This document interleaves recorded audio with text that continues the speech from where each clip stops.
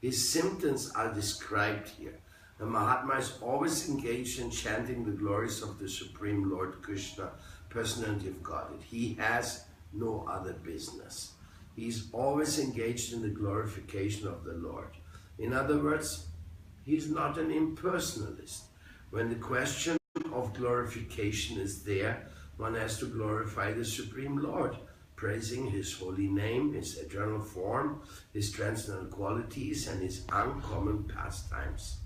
Therefore, those people who say Daridra Narayan, who say that we are all Narayan, little poor, Daridra also means poor, we are the poor Narayan. So when they come with this philosophy, they practically only speak about themselves.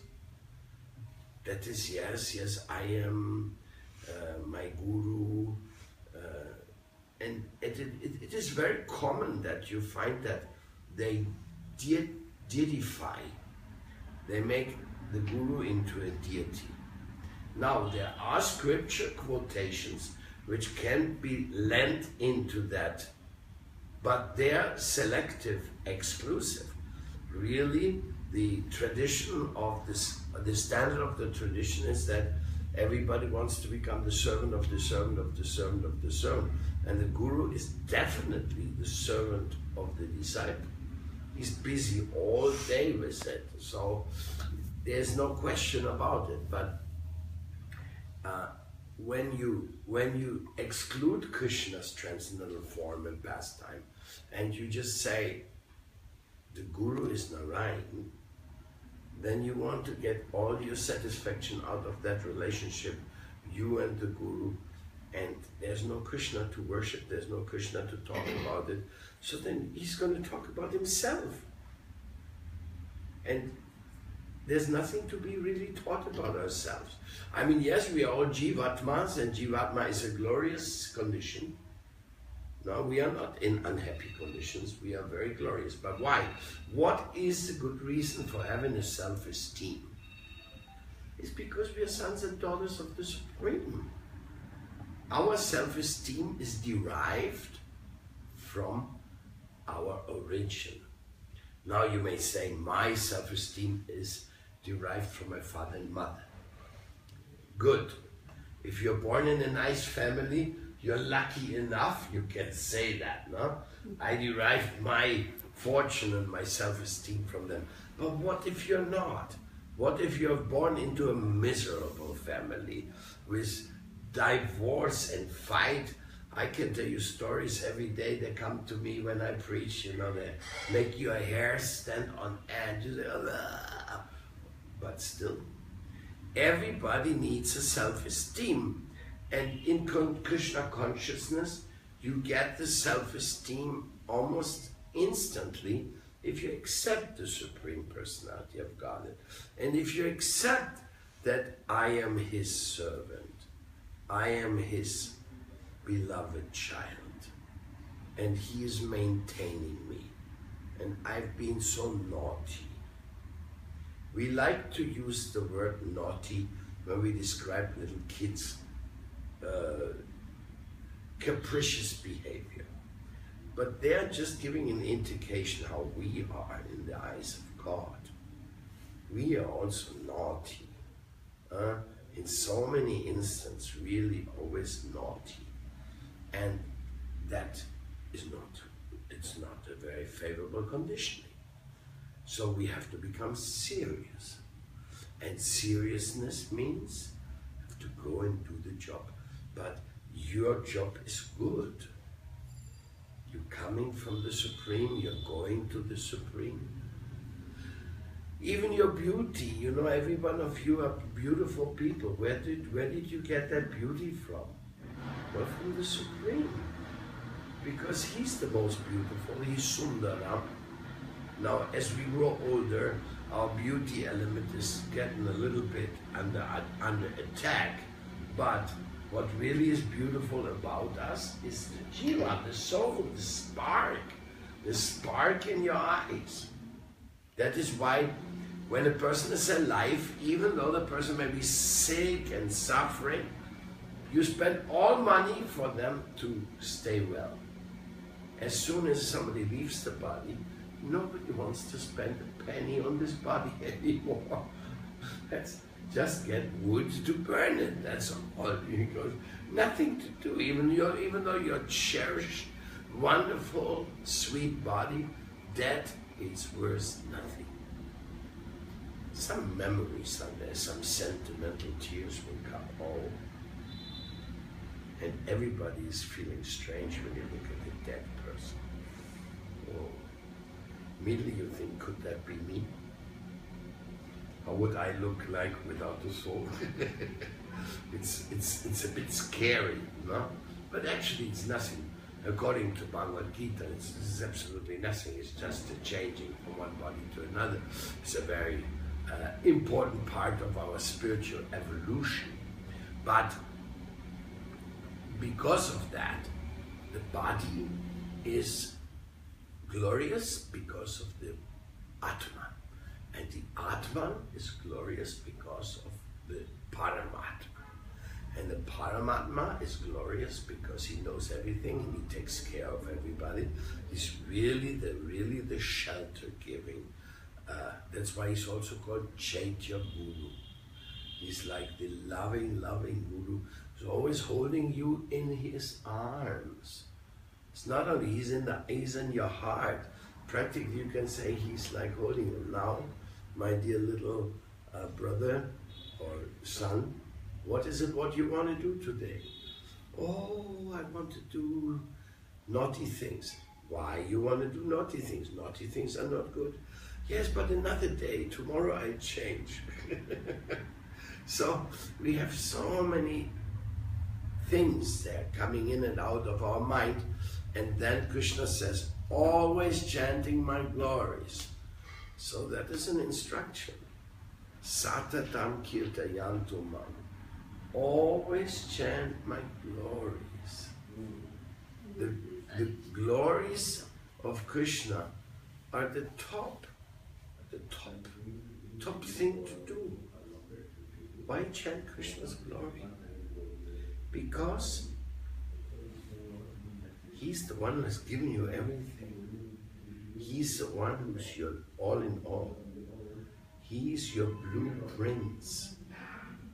He's your lover. He's your father.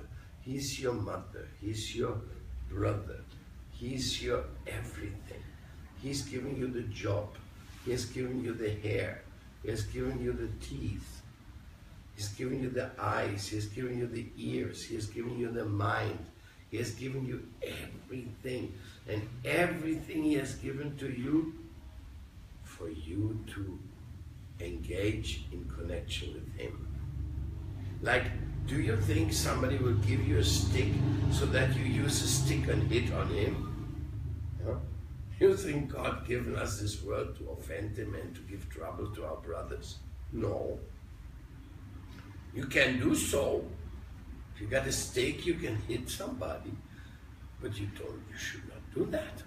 So in this way, we have received from the Lord such a wonderful opportunity, having all these ingredients, all these gifts, to give to him. So our tongue, Hare Krishna, Hare Krishna. Our ear, Satatam Kitayantu Mam Yatantastati Bhavataha. Our hands, Japa, cooking. Our mind, Krishna, what do you want me to do today? Krishna, how I can accomplish this difficult task? Our intelligence, what's the reason I'm here? What am I supposed to do? Where will I go? What's the difference between matter and spirit? That's the big philosophical question. You're reading Vedanta Sutta today, no? No? Ramanujacharya, Madhvacharya, Shankaracharya, Vallabhacharya, Chaitanya Mahaprabhu, all they were talking about, is it real or is it not real? Is it matter or is it spirit?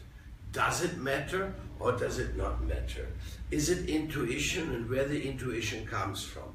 The Vedanta philosophy is an extensive study of the real and the unreal. And if you get bored with it because you're absorbed into the unreal, because if you're really thinking about the real thing, you will not get bored. Because this is very, very challenging. So, in other words, Krishna says, chant my glories. Speak about me. Come on, Baba. You're my friend. Speak about me. Don't speak about Adolf Hitler. Don't speak about Stalin or anybody nonsense. Don't do that. Speak about me.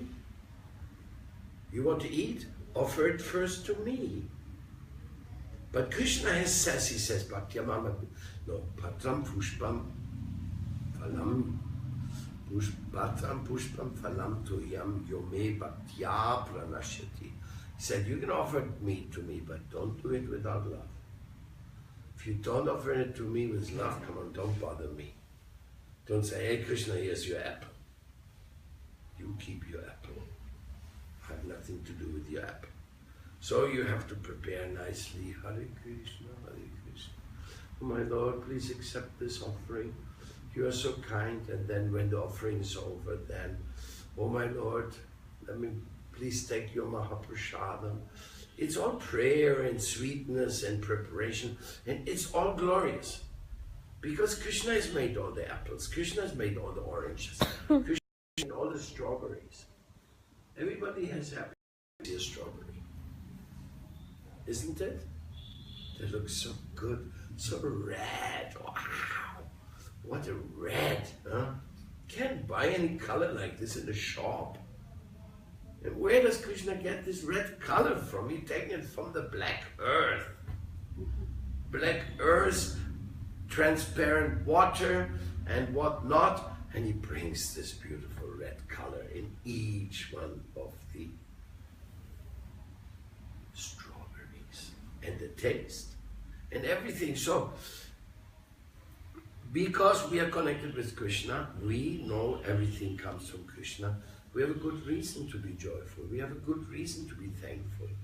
We have a good reason to celebrate. Human beings celebrate. They love to celebrate. My birthday, my this day, my that day. What day is that? Well, okay. It's his birthday. Okay, another one of those days where he's gonna realize that now he's 1 year older. So some people don't even like their birthday. They say, ooh, another one of those. Especially after you are more than 30. They have a saying in Europe, they say, don't trust anybody who has more than 30. So that you're all 30 years, like, no. So the existence in this material body, or the celebration, we like it. We celebrate marriage, we celebrate the new house, we celebrate the businesses, our anniversary of the business. Always we celebrate. So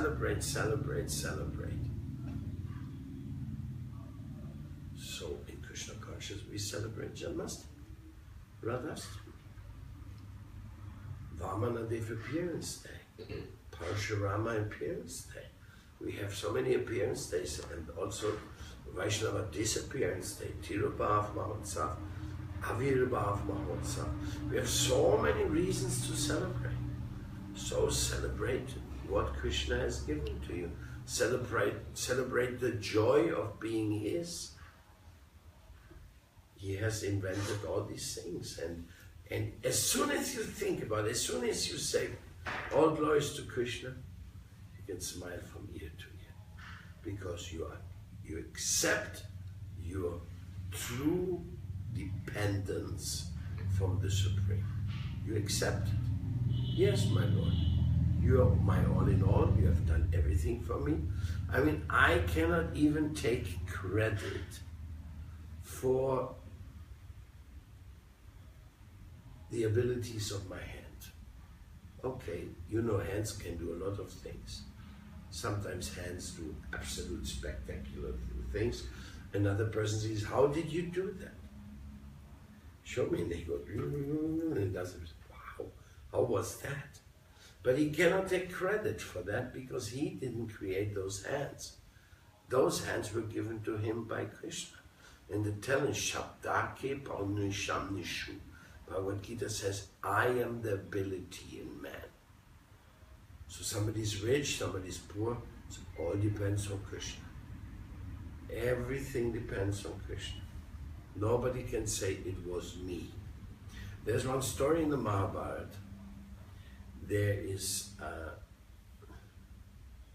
Narada Muni is coming to the house of Ucha. And he sees a dead animal. And Narada Muni said, what is that? Who did this? And the butcher said, oh, I didn't do it. What do you mean you didn't do it? Who did it? Who killed this animal? And he said, the axe. And he had a big axe there, with which he slayed the animal.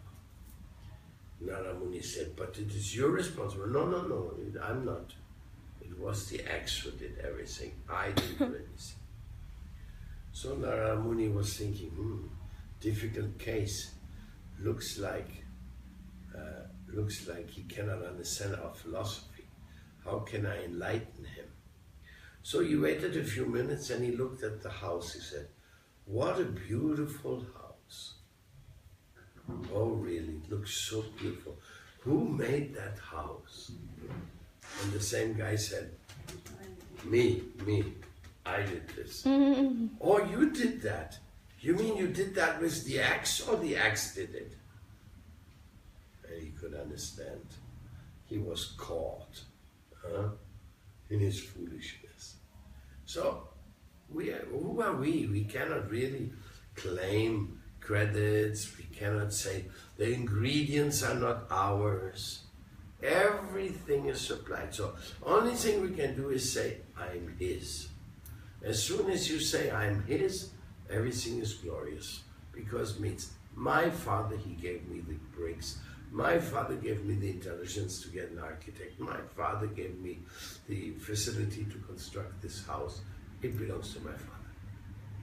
And I'm trying to use it for my father because he's so kind, he lets me live in it. It's his house, but he's so kind because I got such a great dad. He made a house for me practically. Can you imagine that? Can you think about that God made this house for you? You don't want to feel like that, no? That's very embarrassing. What do you mean, God made all this? God made those chandeliers? God made everything? He gave everything? Oh, it's very embarrassing. So therefore Krishna says, always chant my glories, endeavor with great determination, going down before me. These great souls perpetually worship me with devotion. That's why in India you see everybody has an altar at home. Because you have to worship the Lord, you have to give him something. You have to give him recognition, you have to give him a position. And the more position he has, the better for you. The more prominent he is, the better for you. Like Gopalji is very prominent here, no? You can't come into this room and says, I didn't see Gopal. He's very prominent and very sweet. So in this way, he's showing us that we are in his place and that we are doing things according to his plan. Because if I'm in his house but I don't do things according to his plan, then it's not so good, no? So this is what I understand from this verse. Prabhupada says, his symptoms are described here. Mahatma is always engaged in chanting the glories of the Supreme Lord Krishna, personality of Godhead. One who is attached to the impersonal feature of the Supreme Lord, the Brahma Jyoti, is not described as Mahatma in the Bhagavad Gita. He's described in a different way in the next verse. The Mahatma is always engaged in different activities of devotional service, as described in the Srimad Bhagavatam, hearing and chanting about Vishnu, not the demigod or human beings. That is this song we just sang. Shravanam Kirtanam Smananam Vandanam Parasevanam Ashyade. So it's always thinking and hearing and remembering Krishna. Such a Mahatma has firm determination to achieve at the ultimate end the emotion, the association of the Lord in any one of his 5 transcendental rasas. To achieve that success, he engages all activities, mental, bodily, and vocal, everything in the service of the Supreme Lord, Sri Krishna. That is called full Krishna consciousness. In devotional service, there are certain activities which are called determined, such as fasting on certain days, like the 11th day of the moon, Ekadasi, which is tomorrow, and on the appearance day of the Lord. All these rules and regulations are offered by the great acharyas for those who are actually interested in getting admission into the association of the Supreme Personality of Godhead in the transcendental world. The Mahatmas, great souls, strictly observe all these rules and regulations, and therefore they are sure to achieve the desired result. It's like when you want to escape from a place which is not so nice, you're looking for the escape route. How do I get out of here? So the Bhagavad Gita shows us the escape route. Want to get out of this material world? Here, it goes here, and then there, and then there, and then you pick up the bag and chant around, then you lie down, and you get up, go to Mangal Arati, and he gives us a complete individualized escape route. Then the devotees, they want to have a personal loving relationship with Krishna in one of the rasas, in one of Krishna's different rasas, with his devotees.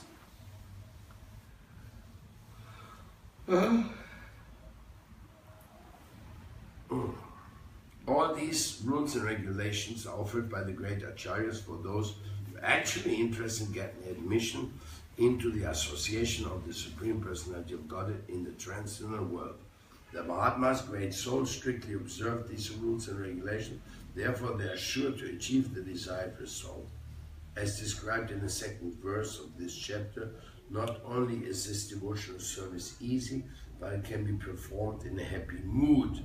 One does not need to undergo any severe penances and austerities.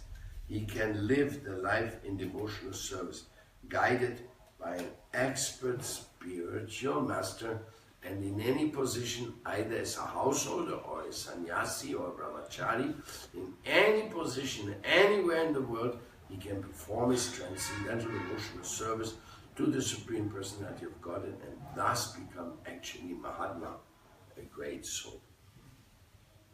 Mahatmanas tumam parta, daivim prakriti mashta. Oh, this is also another verse. Preluding verse. Mahatmanam tumam parta daivim prakriti mashta bhajanti ananya manaso yatva bhutarim avyayam. O son of Prita, those who are not deluded, the great souls, are under the protection of the divine nature. They're fully engaged in devotional service because they know me as a Supreme Personality of Godhead, original and inexhaustible.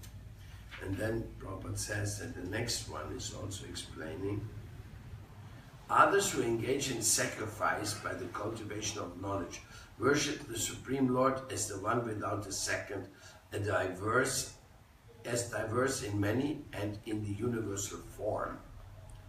But it is I who am the ritual, I the sacrifice, the offering to the ancestors, the healing herb, the transcendental chant. I am the butter and the fire and the offering. Can't get rid of Krishna. I'm the father of this universe, the mother, the support and the grandsire. I'm the object of knowledge, the purifier and the syllable Om. I'm also the Rig, the Sama, and the Yajurveda. I'm the goal, the sustainer, the master, the witness, the abode, the refuge, and the most dear friend. I'm your friend, my dear Baba, don't worry. I am the creation and annihilation, the basis of everything, and the resting place, and the eternal seed.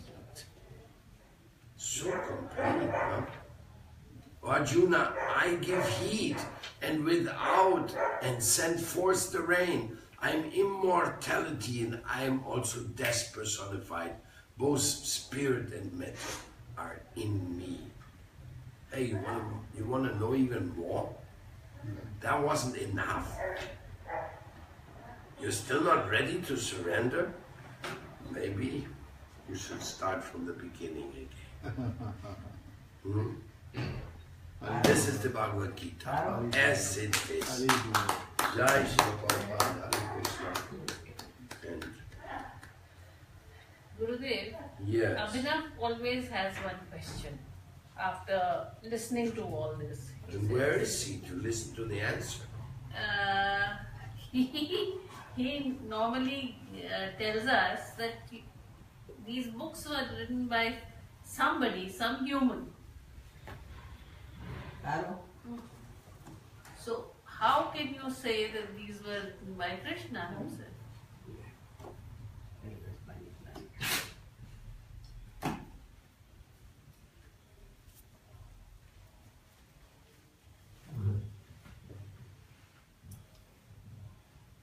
Paurusheya means they're self-revealed. A Paurusheya is manifest in manifold ways. Because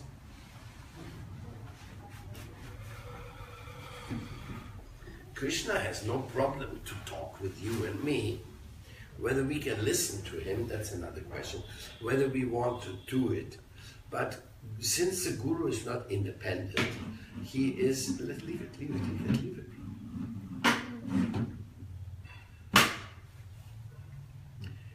When Guru Shastra Sadhu Vakya Chitite Kodiya Aikya, we are applying a four elemental checks. Check and balance. It says in the scripture. It's confirmed by the sadhus. It's confirmed by my Guru also. And my heart, after reviewing it all, also agrees that this is Shastra, this is Veda. Veda is divine knowledge. It's a principle. It's the original law, it's the original vibration, and it vibrates in all those who want to get closer to the goal. And through them it manifests. But if I say any stupid thing now, I know Ajay is going to object. He says, why do you say this? This is not, I read something totally different. So this is good.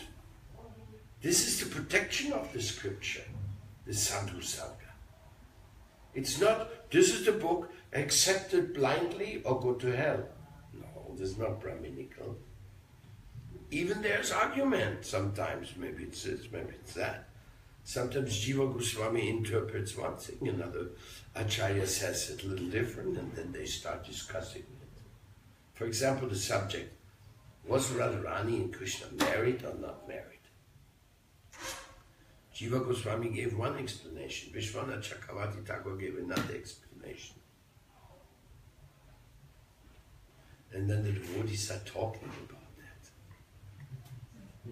They are saying, your baby's calling.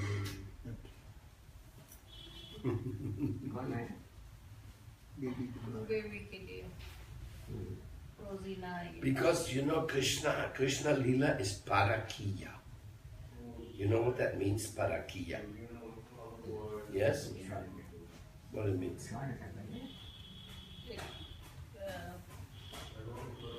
It is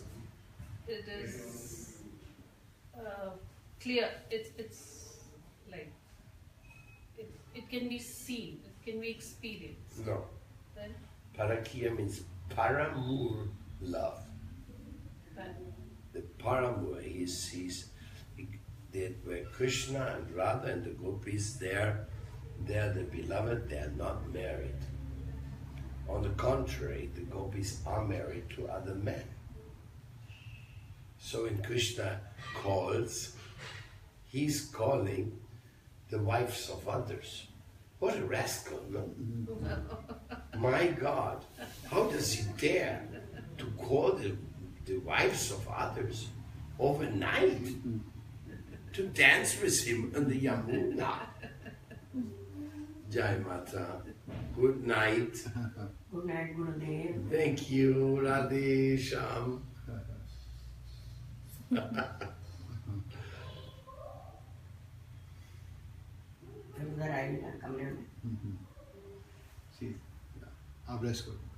Please. So Krishna is a rascal. Some people, they have attacked Krishna. Some people are criticizing him. Oh, I tell you one story. One time there was one devotee, a lady, like Ambika from Poland, and her mother had a sister. And that sister, she was a Catholic nun, top nun in the Catholic Church. So when that girl became a devotee, they got so angry because one was a top nun and the daughter becomes a Hare Krishna. No! So the mother went to her sister and says, help me, let's do something about the Krishnas. Let's get rid of them. Let's throw them out of Poland. So what can we do? Let's make a court case against them. Poland is a very Catholic country, very 100%. No other religion there. So we will make a court case against the Krishna because he's an immoral God. Or they say he's God, but he's an immoral man. He has so many girlfriends and he is dancing with the wife of others. This is immoral. We want this prohibited in Poland. So they actually made a court case. And the devotees were very afraid. What will happen if the court will say Krishna is immoral, we cannot worship him anymore in Poland? So then, when the day of the court case came, I sent a representative there who was an expert. He was a great scholar in religion also. His name was Tushta Krishna. So he went there, and the court case came, and they were sitting all in the hall, and the judge said, okay, we are studying this case, Krishna is immoral, we should prohibit him. Is there any evidence against this? So then the defense, they called our expert, can you please interview him? So he went into contesting chamber, swore to say the truth, nothing but the truth. So he asked him a few questions and he answered. And then our Tushta Krishna asked, can I also ask questions, or are you just asking questions to me? And then the judge said, no, you can also ask questions. Okay, he said, I have a question to the nun. She was sitting there, the nun who had created all this disturbance. I have a question to her. First question is, do you have a ring on your finger? And she had a ring. Yes. Second question. When they put that ring on your finger, did they say, from now on you become the bride of Jesus? Because the nuns, they have no husband, they're giving their life to spirituality. She kept mum, she couldn't say anything. Then Tushta Krishna turned to the judge and says, this lady accusing us of worshipping Krishna, who married 16,000 princesses after he freed them from the slavery of Banasura. They were slaves, and he freed them, and he wanted to send them home, but they insisted they wanted to stay with him. They are condemning us from that. But this nun, she worships Jesus, who's married to every nun in the world. So, laughter. The whole courthouse was laughing. They couldn't stop. And the judge just said, I think the case is dismissed. Leave the others worshipping their love and leave them alone. So this is how it... So what is this Krishna? But then Jiva Goswami said, but was it that Krishna really didn't marry? Because in Vangsiva there's a place where Lord Brahma marries Radha and Krishna. But this is very secret. This is another secret for us to talk about and think about it, but it's all secret.